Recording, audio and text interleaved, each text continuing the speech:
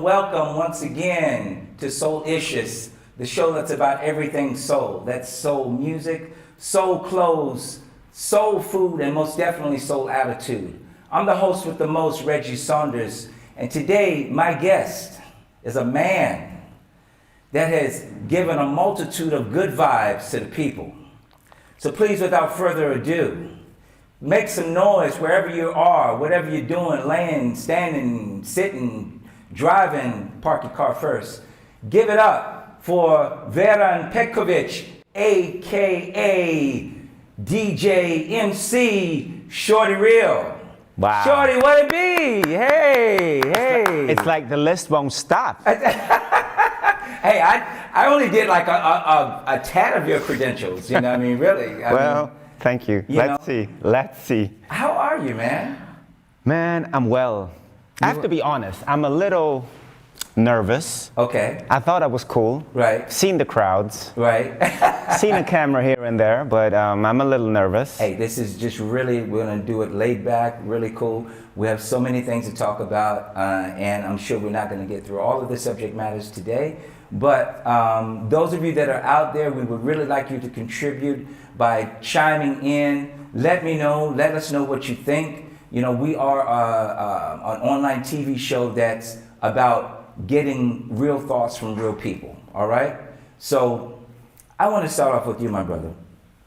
We've known each other for a minute now, and okay, we're going to be talking, by the way, just in brackets, when we use words like minute and brother, these are, you know, meanings of embracing love and appreciation and all of these good things. So if you have any questions, please write in and say, what does get it good mean? Or what does, you know, what you talking about? Let us know.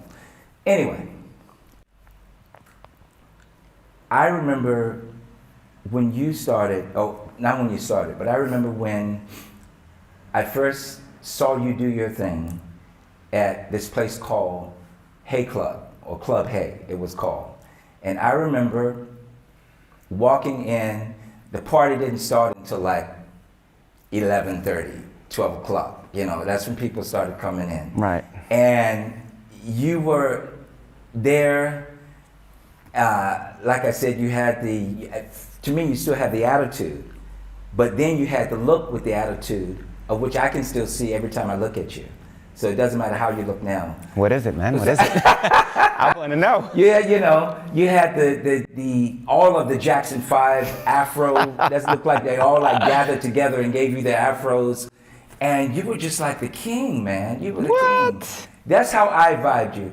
How did you see yourself in that time, if you can go back? Wow, I can, and what I'm hearing is the contrary of my perception. I have to say. Okay.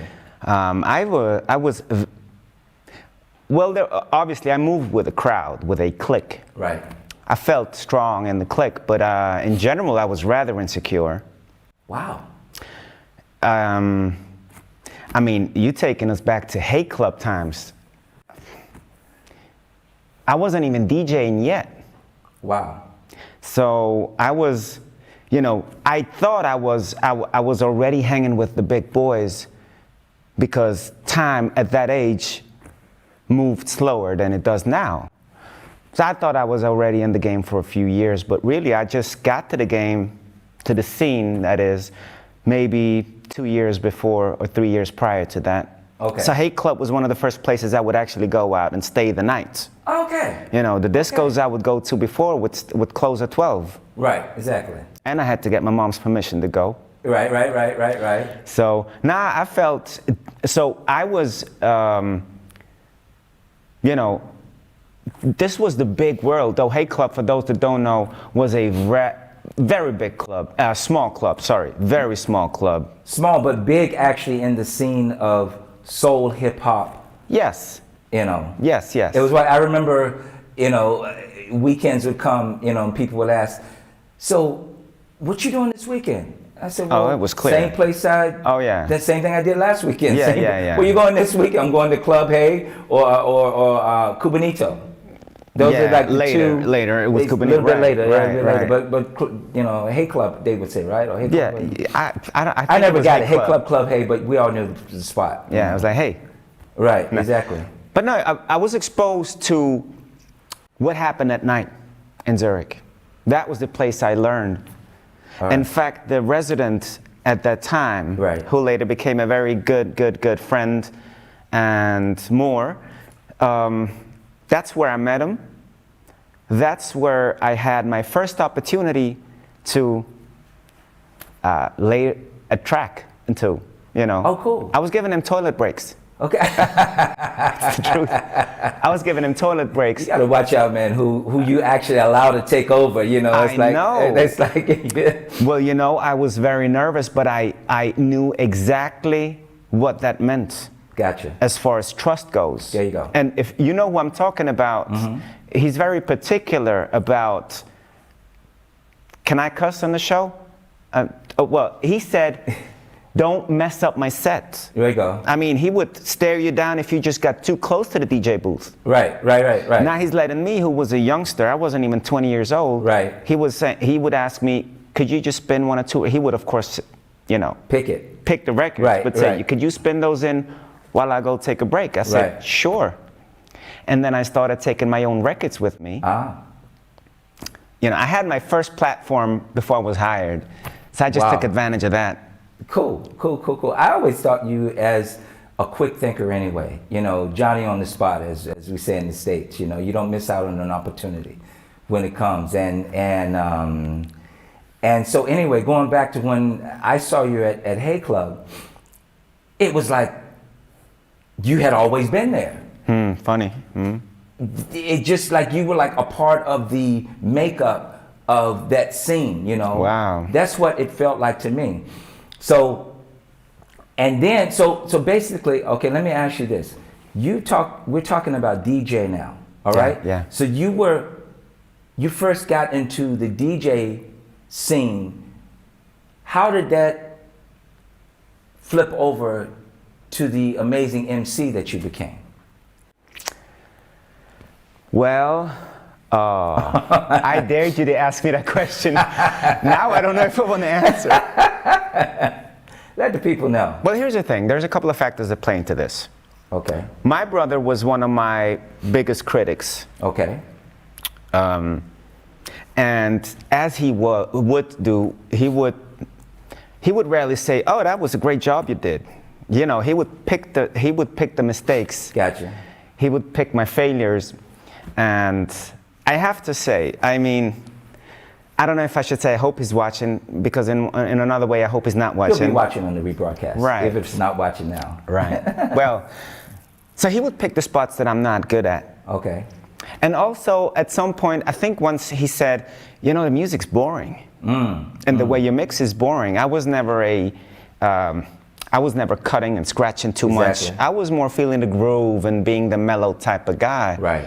But, so he would say, it's boring, your set's boring. You know, I've heard your songs from last week, I'm hearing them again tonight. And, Right. and it's the truth. I mean, with the DJ, you play what's hip and, you know. Right. So he would say, you know, DJ Bobo used to pick up the microphone and host the crowd. I said, DJ, who? Bobo? Look, why you gotta offend me, man? I ain't trying to hear about no Bobo, Vanilla Ice, MC Hammer. But it stuck with me. Gotcha. So in combination with that, the DJ that I spoke of before, which is DJ J. Kalim, Right. the resident of Hey Club in those days, Right. at the end of every night, he would say goodbye to the people.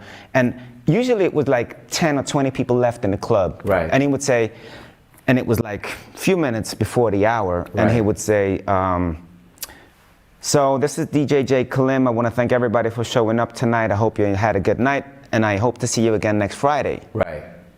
And you know, the few heads that were left would applaud that. Right. And I thought that was such a strong, I'm getting goosebumps as I'm speaking of it. I got you. I thought that was such a strong thing to do and to connect with people. Right. I thought, why do this at the end of the night when nobody's there? So what I started doing is welcoming people as they arrived, you know? So that meant me having the microphone with me all the time and not take it out the drawer towards the end of the night. Right. So then I would drop in a word or two. Right. Of course, there was the technical stuff of I'm DJing and MCing at the same time. Right. So I couldn't get in too many words, which after a certain time proved to be just the right amount of words. Exactly. Right? Exactly. So really, there you have it. That's how it came about. So the mixture of my brother telling me, you know, what you do isn't really anything special. It's boring. And the experience I had with Rick, J. Kalim, who would say goodbye to the people at the end of the party. I just put that together and made it my thing, not intentionally, but because nobody did it, it became my thing. Absolutely, absolutely. And you were known for that. You know, people were like, people really, and what I appreciated about you that I've never told you, even more than that, or in that line, is that you knew exactly, and I didn't understand how you did. I said, man, this guy must listen to a lot of hip hop. You knew exactly when to like turn the volume down and get the crowd to respond exactly in what, you know what I'm saying, in the verse, you know. Yeah. You know exactly, you know, when to do that. And I always thought that was like amazing, you know, and it was just like, you know, it was like the train just kept going, and wherever you went, they followed. You know, it was like everybody was on one accord. And that was like, I said, wow, that's so cool. And with, you know, and having that, you know, being it like, being, how can I say that? Being like that was, there was never really a pause. No, you were right. You know, there was... You were right. I mean, you know, later, let's say later in my career, if you will. Yeah. MCing at parties became a thing.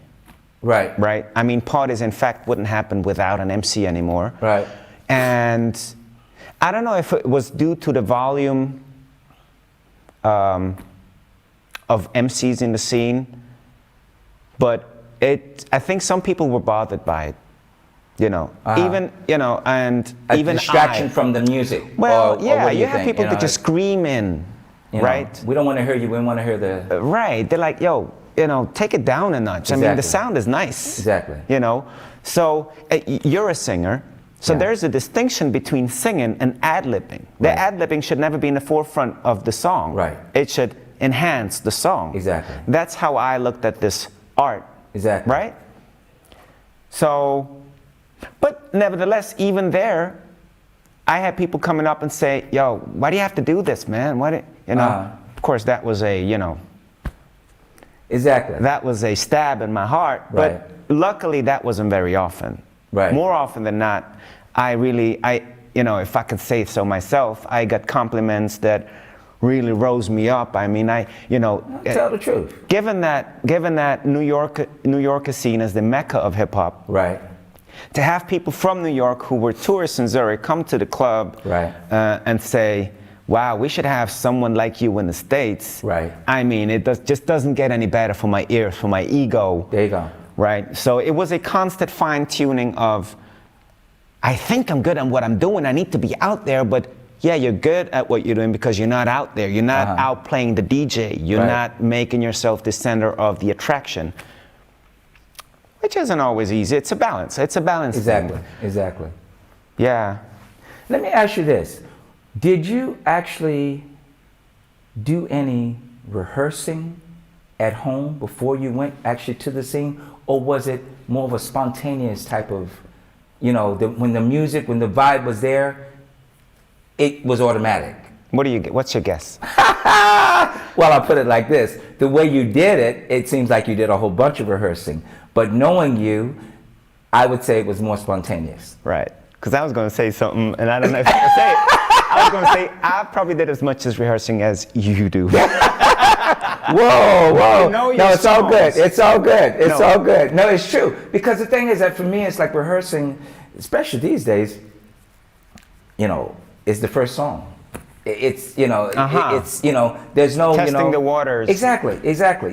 We've done this so many times, and each show is different. And that's the cool thing also, though your brother may have been right in the beginning, this is why I said that you have really, I saw the progression, how you were a thinking man, and still are, in the sense of like, okay, this is how I can get the majority of the people to really roll with what I'm doing. Yeah.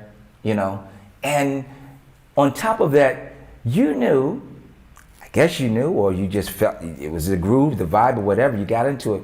You knew how much to say and when not to say anything. Yeah, like and I know a lot of MCs that don't. Yeah. And that really, I think that's a really attractive quality. This is what I'm saying. Wow, this brother's been out here. He's been doing this a long time. Well, at the end I did. And but even before that, you were like that. I felt a little bit. Something just crossed my mind as far as rehearsing goes. So I never rehearsed. Okay. I mean, what would that even be like? I feed off the energy of the current situation. Right. But the rehearsing was every single night. Right. I mean, as a DJ, you know the records. You buy a new record, you play it 20 times, and you know the ins and outs of the record. More so than the guy that's listening to the song just for dancing purposes does. Right. Because you need to technically assess the record. Exactly. So do I as a DJ, as an MC. And having been a DJ all along, right, I have that. I kept that audio for the record, which is why when you spoke of those qualities of knowing when to turn down the volume or when to have the crowd get involved, or I knew the spots when maybe the beat would come for just 10 seconds. Right. That's the time I'd use to say something. Exactly. Right. So that quality played into it, and if you will, that was my rehearsal every night. There you go.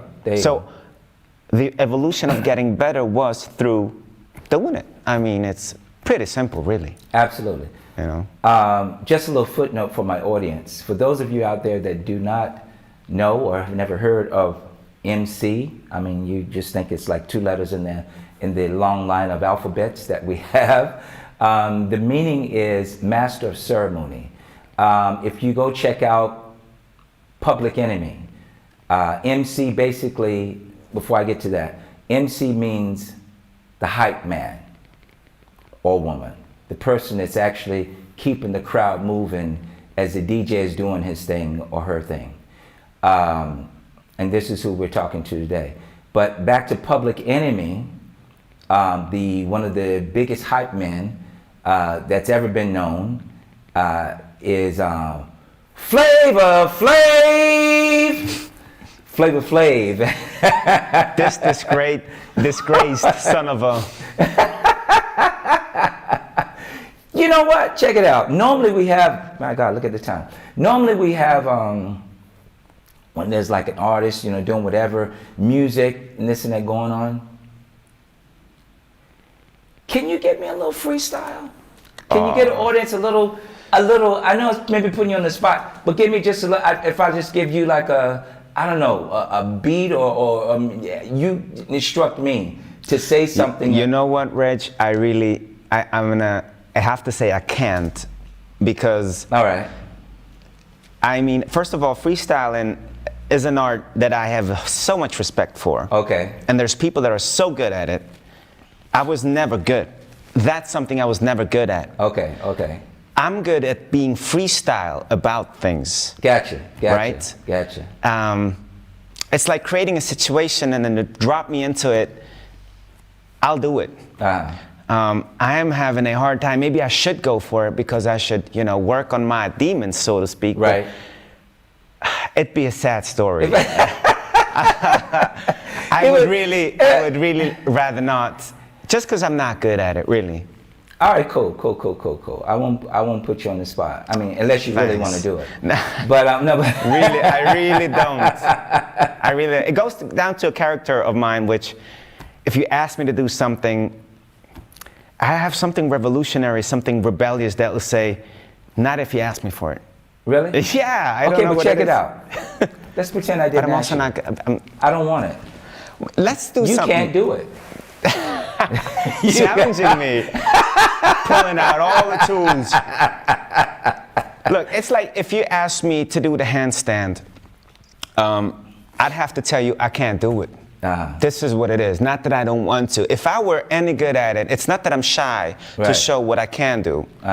It's really I can't do it. Okay, let me flip it. What do you think the quality, or I'll put it like this, the virtues of what you did as an MC, what do you think was more attractive to the audience? What do you think the thing that you did actually moved the people? Because they were really, it was on one accord. Like I said, the vein was there. What was the thing? Okay, so later when I was doing only MCing. Right? Because before I would answer with, well, I knew what tune to play and how to vocally enhance it. There you go. So I knew that the track that I would play would get the people going. Or since the party was already in motion, how to add on to that, how to fuel the fire. And how to lyrically, vocally enhance it. But once I was only MC, it was at the same time also a, like a lab. So I didn't know what the DJ was going to play. Now that was out of my hands. Right? So now my enthusiasm was with the crowd. Because the DJ was now able to hype me up too. So my ear would sometimes hear a track before the DJ, the crowd would hear it. And then I would go, oh my God, oh shit. So I could kind of get the vibes that are already around on an elevated level out back to them through the speakers. It wasn't just Maria and Steven going, oh my, hey, this song is cool. It was me through the speakerphone saying, this is the bomb. There you go. Right? And again, like I said before, I think I was, at least I was trying to keep the balance from not interrupting parties, but just enrich them. I think, I would hope that was what was attractive, of being able to amplify something without being visible. Yeah, you were that guy that was like, you were heard, but you didn't really want the spotlight on you. I would like to think would of myself. Would that be a good characterization? Yeah. But I was always watching. Speaking of watching, let's see here. Yeah, let's see. We also have questions, by the way. As I said before in the beginning, this is a call and response, which also is MC. And how can I say? One of the things that the MC is actually very, very good at, call and response. So I'm going to call you out and you respond by click, writing in, tell me what you're feeling. You can write in real time right now. And let us know what you're thinking. So right here, one guest would like to know, do you also play vinyl? Yes. I love the question. There's so many aspects to talk about. And sometimes questions take you there. Yes. In fact, I never played anything else but vinyl. But what had happened in recent years is that all your music files would be loaded onto a hard disk, a computer. And then you would use a transformer. I'm talking to you that way because I know you didn't DJ. I know. Do I? No, you don't. Oh, okay. I actually did once. Oh, wow. I wouldn't call it that. I told you, hey, Hey, look, hey, I'm an observer, so I pick up a little from here, a little from here. So I'm sure make a nice sandwich. So, Okay. So but that's, we're not talking about me today. We're talking about you. Yeah. But yes, I did. For a hot So minute. I always played vinyl. In fact, I mean, there's so much, and every DJ that started with vinyl, I guess, would agree. Going to a record store, they call it digging in the crates to go and buy records. Okay. To buy records, and at that time, I'm talking in the 90s, internet was not a common thing. Companies only had it so far, Right. And so you had to go to record stores and look at what's out, what's new. Right. So I played vinyl, and I gave a big thing about vinyl back then. And it took me, I think I was, out of my peers, I was probably one of the last ones to adapt to the new technology. Okay. But vinyl would still be my steering gear. That's technical. You would still have a vinyl that sort of acts like it's the record. Right. But it's really just, it's like taking manual control of an MP3 file. Gotcha. Sort of. But yeah, the answer is yes. Yeah. And you still do it today? A little bit? Nah, I haven't done it in years, to tell you the truth. Okay. My last spot was at a bar called Aubrey. Okay. Shout out to the Aubrey team, Yes, OT. OT, my man, he always looked after me. Good guy. By the way, can I make shout outs? Hey, you're going to do it, I'm going to do it too. And that's my camera? That's you. Go for it. Let the people know. So I'm gonna do sections. This is your opportunity, man. I know, and I hope if you're not watching live that you maybe see this in a rerun. I ain't forgetting. Well, I don't want to forget anyone, but I probably will. So some artists that I want to shout out is I'm gonna have to start with DJ J. Kalim, who gave me the opportunity to play in clubs to start with, get my experiences, develop my Let me get this. persona. Yeah, that's J. Kalim. Shout out to A-Step, DJ A-Step, Avni, DJ AC, Collie, DJ Deuce. I shouldn't have started with DJs. There's so many, I shouldn't forget them. Who else is around, man? Well, I also want to give a shout out. I'm moving away from the artists now. I want to give a shout out to all the people I've sent the invite to. So to all the people that come to my boxing classes, if you want to, we can get into that later. Yes. And a big shout out to the 90s crowds. You know who you are. I'm talking about the Lewises, the Sonys, oh my God, I can't believe I'm just thinking of two names. It's because I'm nervous, guys. He doesn't look it. Really? Big shout out to Reg.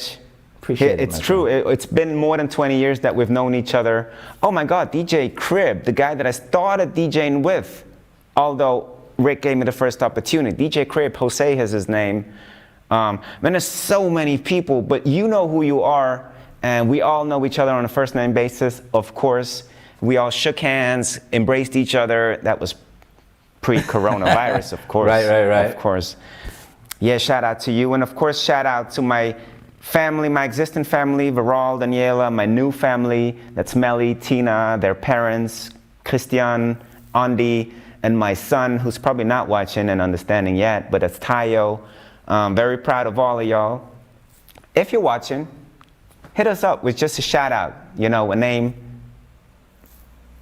I'll stop there. Let's raise a glass to that. Let's raise a glass. Hey, to all the people that love you guys us at home, and we love them. and to you, yes. Good to have you, Vern. Nothing like Swiss water. That was over there. So now you've had a little taste. See, you thought I wasn't gonna get that how can I say, that flow from him. Now you've had a taste. See, he did it without even thinking about doing it. That's how he would flow on, when it was at the club, and it was just like, and the people were just like, yo, yeah, it was like, wow. So thank you very much for doing what you did. Well, thanks for the opportunity. Let me ask you this before we get to the focus artist. When you were behind, because it's pretty much like a stage, right? So you're behind, you got the you got the turntables here, you're behind. I know from my experience how people will come up and say, well, can you play this song? You got this and that. How did you deal with that? How did how did it affect you? Did you just said, yeah, I'm busy right now, and just continue to go, or not even notice them and just keep flowing? How did you deal with that? Man, that's an hour of itself. Wow. This is one of the times where I'm inclined to say, those were the good old days. Okay. I had so much more control than DJs have nowadays. Right. At least over what I wanted to play. Right. MTV was the only source of music. Right. On TV. Uh-huh. Internet, again, remember, there was no internet. And on TV, MTV was the only source of music. Right. And for my kind of music, there was a segment on the weekend that was called Yo MTV Raps. And they played rap and R&B because the rest of MTV played American, can I say white pop music? Is that correct? You just did. I did. But you're from the States. Would that be accurate? White, I would think early it would MTV be pretty days. yeah. We all know Michael Jackson broke the color thing for MTV. But before that, and it was just around. I would say that would be pretty pop correct. music was MTV. Right. Even whatever it was, rock, rap, but it was pop. As long as it was pop, MTV would play it. Exactly. And then you had segments for rock, like rock for rock lovers and rap. So that was the only source. So why I'm saying this is, I was doing the record searching in the record stores. I went from one record store to the next. I picked up a record, and it didn't matter to me whether that was a known song or a known artist. I would listen to the track, and if it was good, I would play it. There you go. So what I would have more back in the days is people coming and saying, oh my God, who's this? What are you playing? Right. And I would tell them about the artist, the music. Okay. So I had more of that. Okay. Then with time, with media that rose up to the occasion, you could say, I had more people come in demanding stuff that they wanted to hear. And to tell you the truth, how'd you deal with that?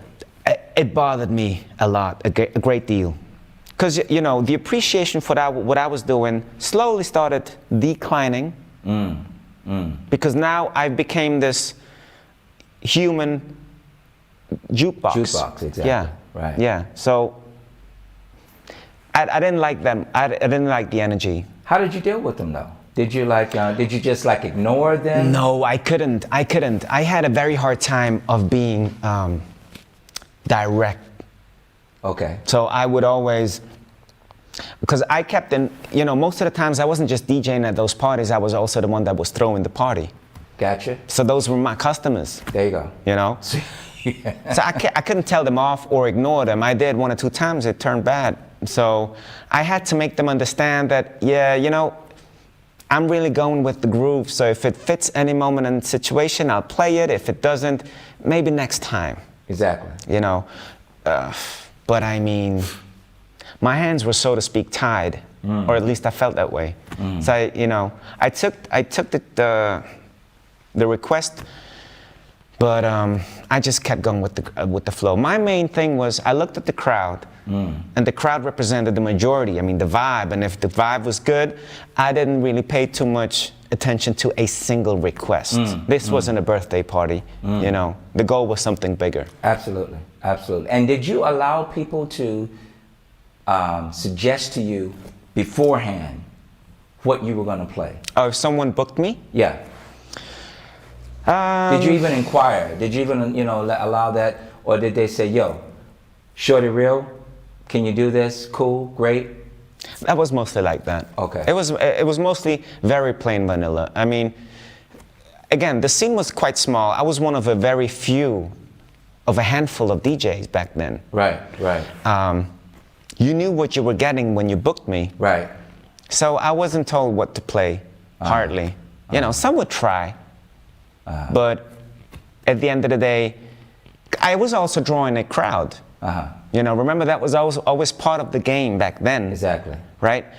If I knew whenever you play, you have 100 people coming, I'll book you. Right. Because that guarantees the wage I'm paying you plus pocket money for myself. Absolutely. Right? Absolutely. So, and I'm not going to tell you what to play. You know what to play for your folks. Exactly.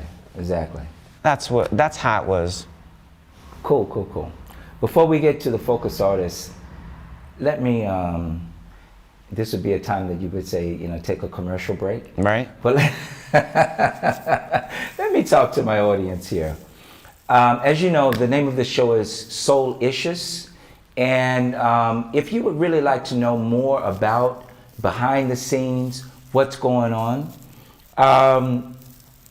you have an opportunity to get more into really what Soul Issues is about by going to my Patreon page. And there will be some things that I will be uploading to the Patreon page that only the patrons will be able to see.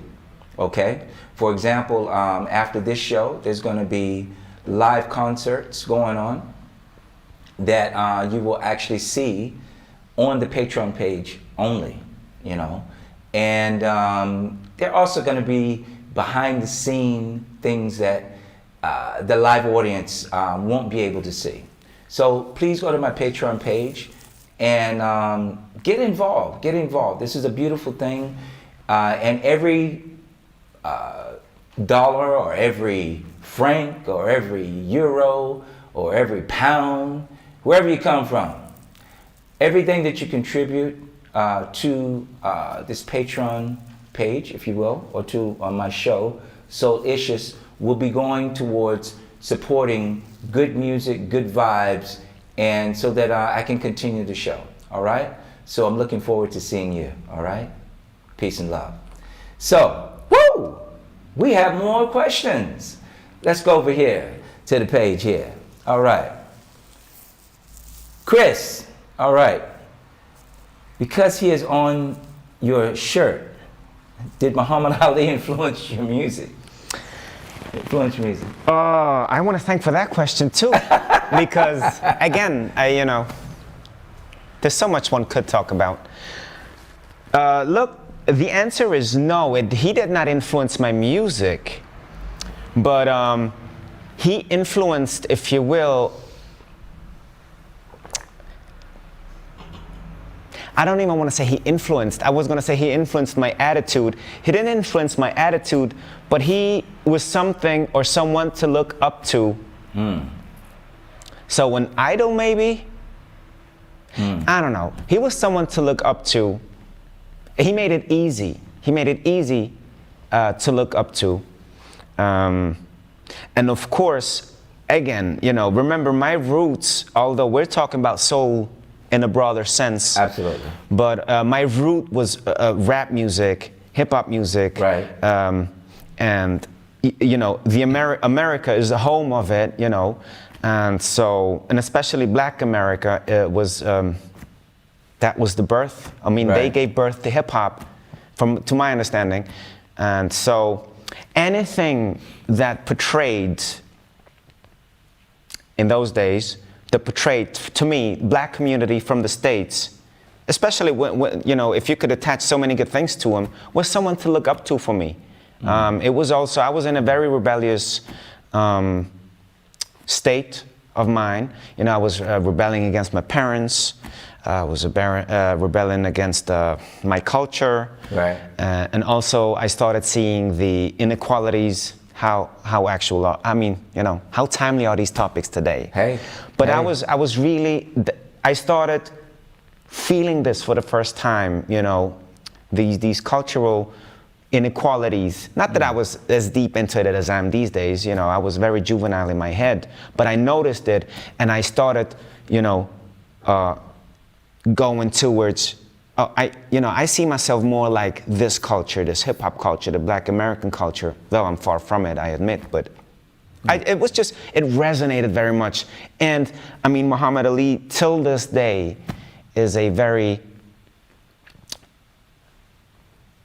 I mean, he still makes it very easy to look up to him. I mean, the older I get, the more facets I learn of what it was that you could look up to.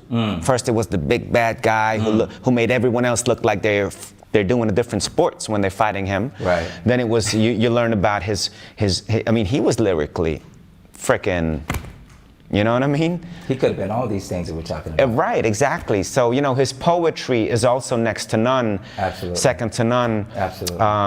And then as I got older, I understood politically what he did. And not just the changes or not changes, but the awakening of the culture back then that he caused, along with those big good guys like Malcolm X, Martin Luther King Jr. I mean, that he was part of that. I understood what he put on the line. He stopped his boxing career for what he believed in. So it's more the ideology that inspired me rather than him inspiring my music. Well said, well said, absolutely. Okay, so go down a little bit, go down a little. All right, that's good, that's good, good. Yeah. Whew. How has DJing as a craft and an artistry changed for you with lots of new tools that are coming up, making music production possible for nearly everyone? Elena Coles. Yes. Thanks for that question. Elena Coles. I like the name, Elena. I'm wondering, I now always wonder if I know a person. If you know who it is. Yeah. Personally. Well. And by the way, if you happen to know either one of us, you can shout out, "Hey Varen, hey Reg. Yes. We met, baba dabba dabba dabba." Yes. You know? How, I'm just trying to see if the question was, how has it changed for me or no in general? How is DJing as a craft in general, huh? Yeah. Well, one big part that has changed, and we used to make fun about this when the MP3 file thing came up. Right. So one thing that has changed is, it took me years to collect my records.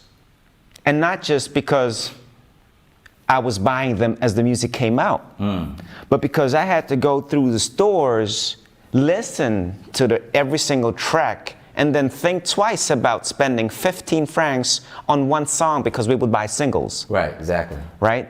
So that's one thing. And then we used to make fun of the new DJs who would say, oh, I want to, they typed in hip hop into the what was that? LimeWire was one of the free, free, criminal as it turned out, but you could download music from it. You would just put in hip hop and then hundreds of songs would come up and you would just download them. You could become a DJ overnight. Right. Quite literally. Right. So that has changed with new technologies. And also, as I understand, the newer technology allows for you to be a lousy technical DJ.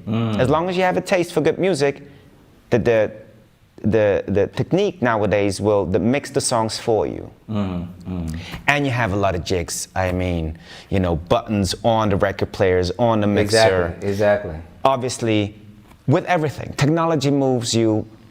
You know, it makes things faster. Right. And also, I have to say, I don't want to just bash the new things. I've been to parties, and I think some of the very skilled DJs are using those advancements very, very nicely. Yeah. So you as far as the new technology and the way that people are using it today, how do you compare that to the times when it actually wasn't there? Do you feel that's more raw and how can I say, more convincing, more involving when the technology wasn't there, as opposed to today? Do you feel like it's easier today? Because I've seen a lot of DJs, for example, they're up there, and these are some of the biggest DJs in the world.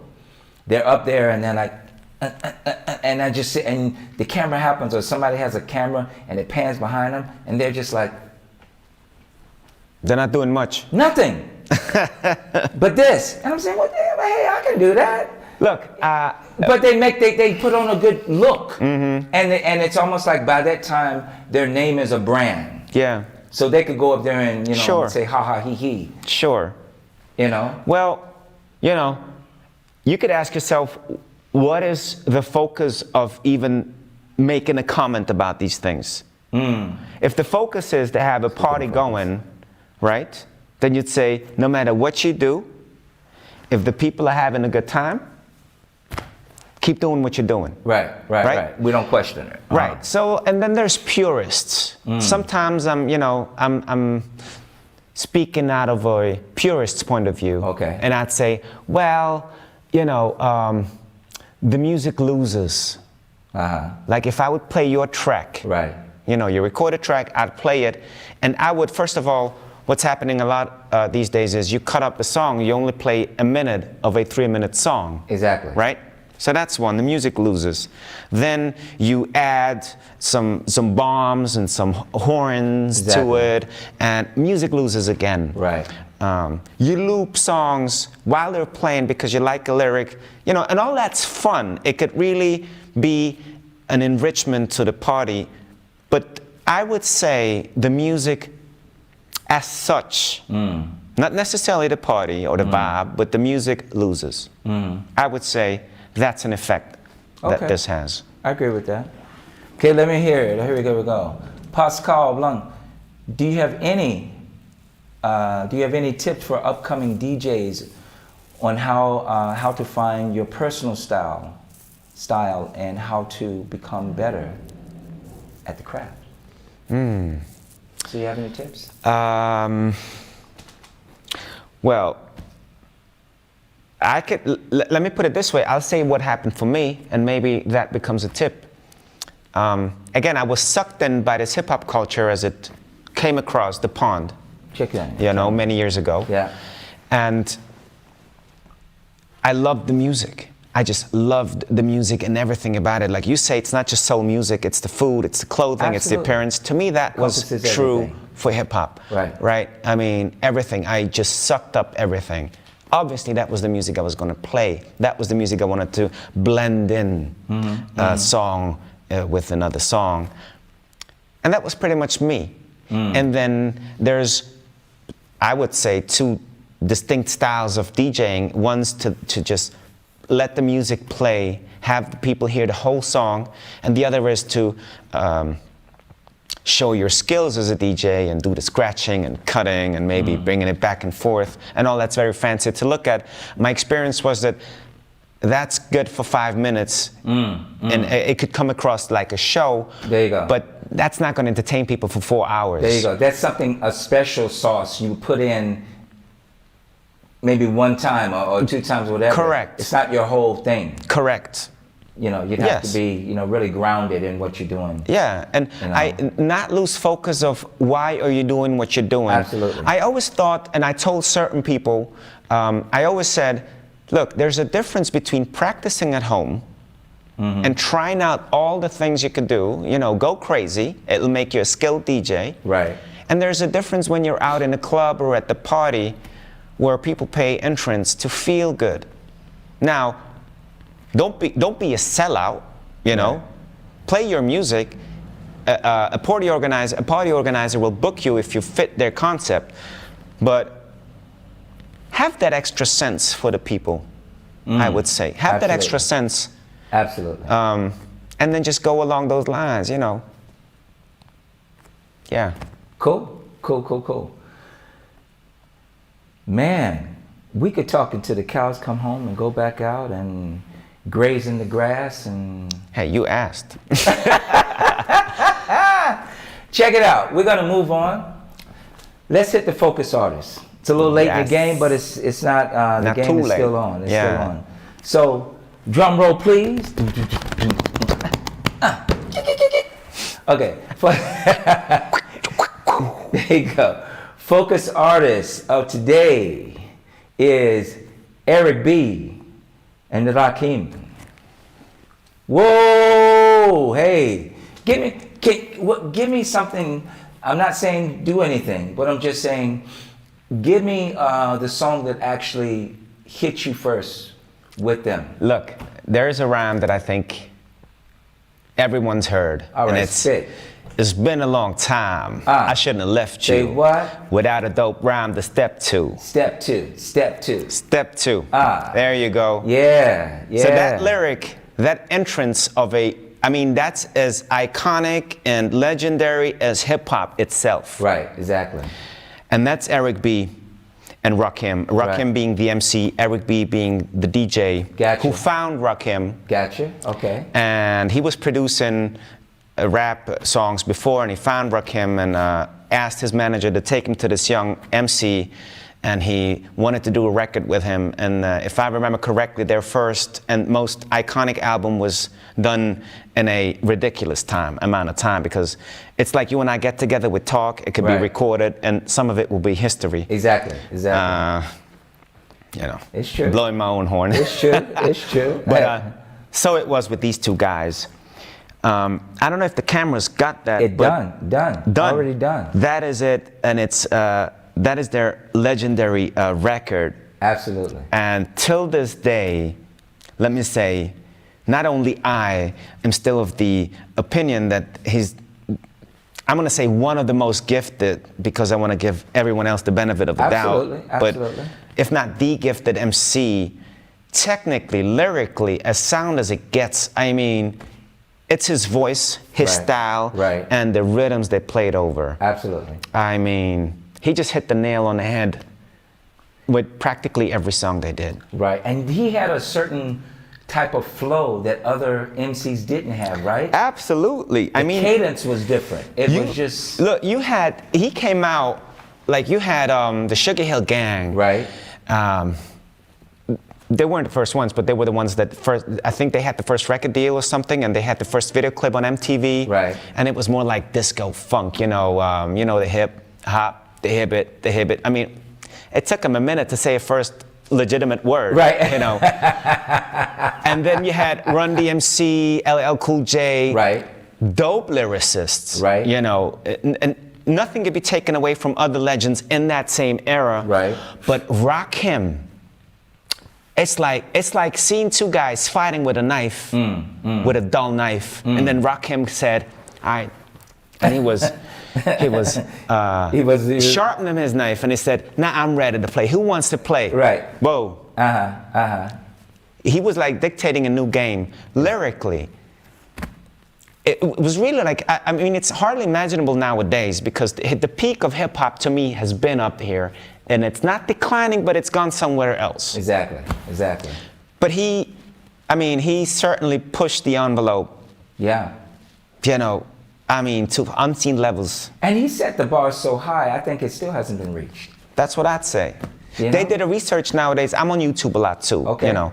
They did a research just a few years ago and said 10 most, or you can't say what's best mean, but all right, let's say 10 best lyricists of rap. Right. Right? Who are among those 10 people? And mind you have legends like Biggie, Jay-Z Right. in there, and you have Rakim. Right. Rakim, and I think he's among the top 3, depending on who you ask. Right. I mean, when they showed this to him at his home, his voice got cracky. I mean, this is a rough, tough guy. Right. And he was like, yeah, I can't believe it. I mean, he hasn't brought out a record in years, and Right. people would still rate him this high. Right. Exactly. You know. No, that says something about, you know, the talent that one has, you know, and just that how it affects people. And I was talking to someone the other day about artists in general, about creative people or people that have tapped into their creativity. Because I'm a believer that everybody has a creative talent, but not all of us, for whatever reason, tap into that vein of creative talent. And I was feeling that, you know, or I come from the understanding of that you never know who's listening to what you're doing and how it affects them and how it may change their life, hopefully in a positive way. But you got some negative energy out there too, but we're not going to focus on that. But, you know, have you had people to come up to you after, for example, when you were DJing or when you were emceeing, at the end of the night, or called you up or met you in the street, hey, yo, man, you don't even know. Like about the impact? Absolutely. What, you know, when you were like rocking like that, I was like, hey, Yeah. Thank you very much. Yes. And I'm so grateful to be able to say this, but yes, in fact, this has happened on so many occasions. Beautiful. I mean, it's very simple at the same time, because it's what kept me going. You know, I think feedback is like a gate that is either opening up and letting you through the next level or not. You know, so at least my perception of the, you know, then you have wrong perceptions, but my perception was that I impacted not lives, but evenings. I've impacted evenings, right. And I've impacted the people emotionally. Absolutely, yeah. You know, and I don't know if that could be considered or put in the same box, but you know, not too few couples that you see around these days with children have met at my parties. And I would want to believe that the good groove of those parties is what allow these people to be in a good mood, to be in an open mood, to be in a friendly mood, to right. meet and then pursue things further. I mean, yeah, I know of a few couples that have met that way. Right, exactly. You know, so that's one thing. And I know actually some people, taking it back to the Hay Club, that were single at that time, that were, you know, moving and grooving to, you know, your flow, that actually said to me, "Oh, you're interviewing Varen? Really? Oh, I gotta see this." So they're out watching. They may not be posting, but they're watching, and they're probably gonna comment after, you know, because hey man, you actually blessed a lot of lives, man, that you didn't know. You blessed a lot of lives. You blessed this one right here, you know. Thank you. And like I said, normally I would come to clubs. It's not that I can't get down. I can get down, but I came to the club after a while. I was coming to just kick it with you guys, man. You know, we always would, yeah. Kick it with you guys, and it was just like... There was always an extra party going on around the DJ booth, right? It really was. There was the party out there, right, and then right, there was right. the party, the inner circle, if you will. Right. Yeah. It was like, you know, this amazing event, you know, and a lot of times it was like, you know, that New York vibe that it wasn't necessarily widespread, you know, a widespread advertisement, but people knew. Oh, yeah. It was like that underground feel. You knew if you knew, but if you didn't know... You didn't know. You know. And I was the worst. Whatever I did had the worst marketing scheme behind it, ever. Or the best. I mean, it was but mouth-to-mouth propaganda. Exactly, which I still think is the best way to get it. It is, it's true. But you don't attract masses, which also I never wanted, so maybe it was ideal.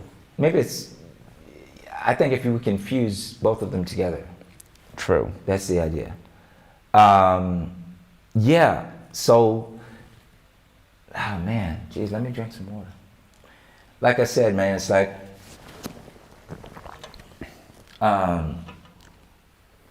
we've talked about the soul in your DJ, in your emceeing, and I know we only have a few more minutes, but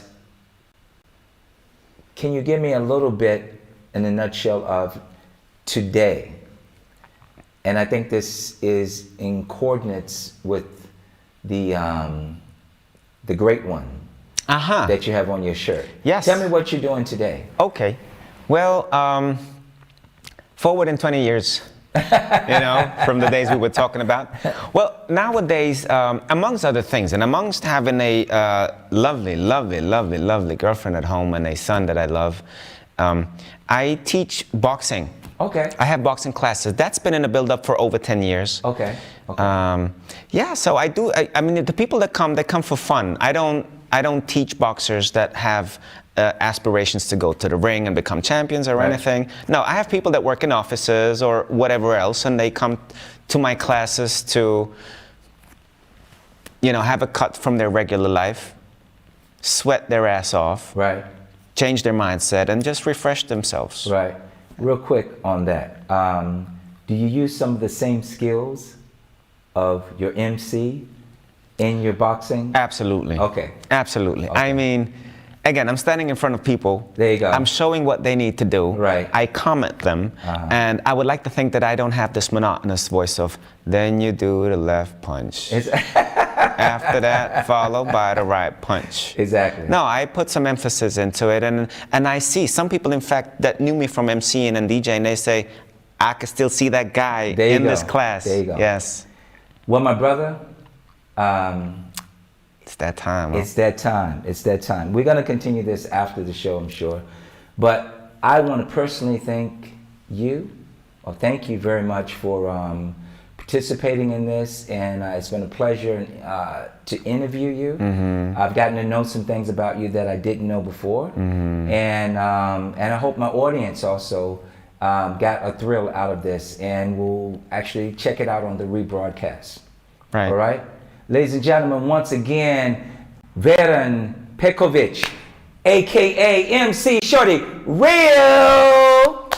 So I want to say this has been another edition of Soul-icious, the show that's all about everything soul. Until next time, I am the host with the most, Reggie Saunders, and I want to wish you peace and love wherever you are. And as I said before, don't forget to go to my Patreon page if you'd like to see some backstage cuts, some different things that I'll be offering you that the normal audience won't get a chance to see. And like I said, if you'd like to support this program, every dollar, everything that you give, Swiss franc that you give, will go towards supporting the live show and the things that I'm doing also off camera too. So until next time, peace, love, and soul. I'm your host with the most, Reggie Saunders. Peace. Soulicious. Yeah.